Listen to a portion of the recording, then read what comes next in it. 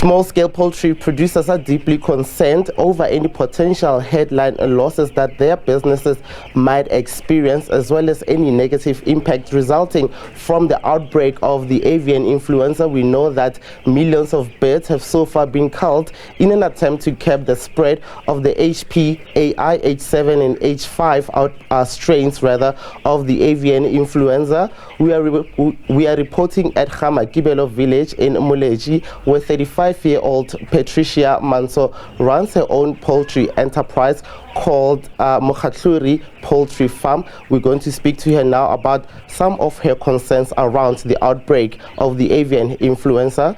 Patricia, thank you very much for joining us on SABC News.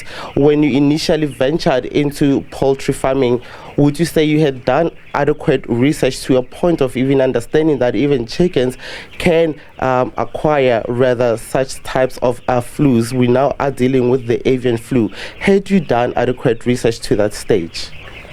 To be very honest, it was not done to that level. We didn't know that we will be hit by the avian flu like this. We have been running and everything has been smooth. So just all of a sudden, then we are hit now by the avian flu, and you even find that from the suppliers as well, they are badly affected by the avian flu, because we even currently have shortage of chicks. Like we are supplying the old chicks to our farmers, and currently we are even scared. We are much more worried about the supply, because this is now the peak season where all the farmers are looking forward to actually making money. But due to this avian flu, it just came as a shock. It came as a surprise to us. I didn't know much about it because when I ventured, I'm a metallurgist. I wasn't in the poultry space and all this kind of things. I'm just an engineer. So I ventured with that thing that I'm going to open a business and I'm going to make money. So it was all that. So currently now there's this avian flu, and yeah, it actually came at a shock. And many are perhaps wondering, is it still safe to buy live poultry? What are some of the signs that we must, as consumers, look out for?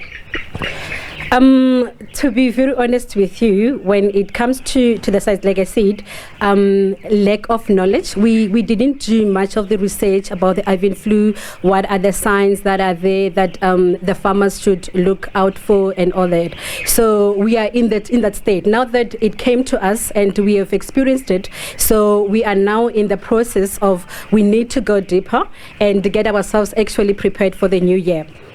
And now that there is this outbreak that South Africa is dealing with, we know, for example, countries like Namibia have, suspended imports of live poultry from South Africa. So the impact of this avian flu are quite broad. So now, speaking specifically to small-scale producers such as yourself, are you anticipating that there's going to be challenges going forward pertaining especially to your finances in your operations?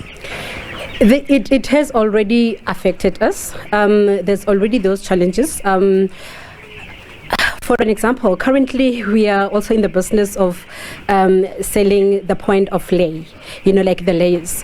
Normally what happens with that is farmers have to pay upfront, like prior to receiving their point of lay. Now they have made the payments.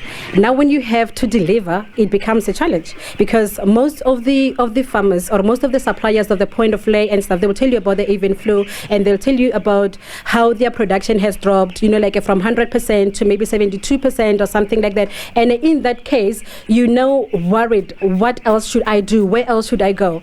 And when you look at it, it's actually something that has affected us countrywide, because you have one supplier and all of a sudden you now start looking for other suppliers, similar suppliers that can assist. And when you check across the board, you find that almost everyone who is in the same business is actually affected. And others will even tell you that currently we cannot actually dispatch, like we can't sell to anybody. We rather keep it to ourselves because we don't know how the situation is and when is the situation going to change. So when you're actually looking for the point of lay, for instance, you will be told that maybe like sometime next year, like the chickens will be ready or something like that. So it's quite a situation that we are faced with currently, and we are very much worried about our cash flow. To be honest with you, is a problem. Well, at the same time, addressing the avian flu outbreak, Minister in the Presidency, Khumbudzo Ntshavheni, says the Ministers of Agriculture and Trade, Industry and Competition are working together on preventative mechanisms which will ensure there's no shortages of poultry products. There is an acknowledgement that if we are not successful in managing the avian bird flu, there might be threats on food security, in particular the availability of the poultry products, eggs and meat. And the Department of Agriculture and the Minister of Agriculture and the Minister of Trade, Industry and Competition will have to work on the mechanisms which they are currently considering of what should be a preventative mechanism so that there is no shortage of poultry products in this country in case such a need arises. But the Minister of Agriculture and the Department of Agriculture, they are confident on the measures they've put in place, working with industry to make sure that we can we can limit the impact of the avian bird flu in the industry in its totality, and that's why they are working with SAPRA on the vaccine.